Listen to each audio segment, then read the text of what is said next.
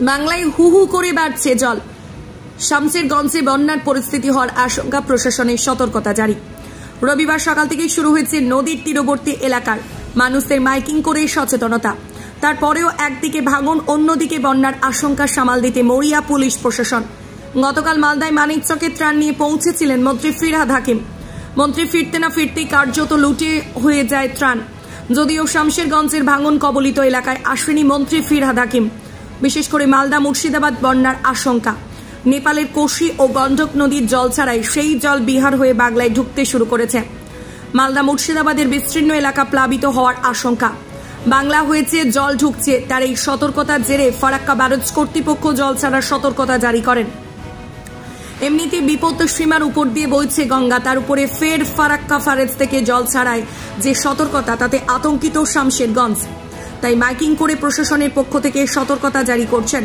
উল্লেখ্য যে নদীর জল বৃদ্ধির বিষয়টি ফারাক্কা ব্যারেজ প্রশাসনের পক্ষ থেকে নিশ্চিত করতে কার্যত মানুষকে সচেতন করতে মাইকিং শুরু করে শামশেরগঞ্জ থানার পুলিশ। রবিবার সকাল থেকে শামশেরগঞ্জের গঙ্গা তীরবর্তী এলাকার সমস্ত গ্রামে মাইকে প্রচার করে সাবধান করা হচ্ছে এলাকাবাসীকে।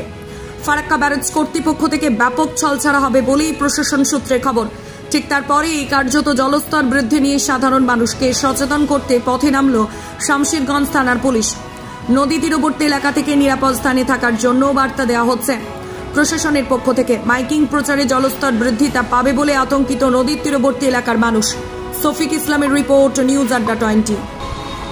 এত দ্বারা জনসাধারণের উদ্দেশ্যে জানানো যাচ্ছে যে নদীর তীরবর্তী এলাকায় যারা বসবাস করছেন তারা নিরাপদ দূরত্বে আশ্রয় গ্রহণ করুন। স্থানীয় পক্ষ থেকে জনসাধারণের উদ্দেশ্যে জানানো যাচ্ছে যে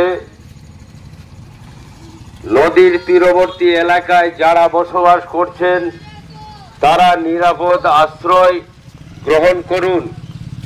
স্থানীয় পুলিশ প্রশাসন সর্বদা আপনাদের পাশে আছে।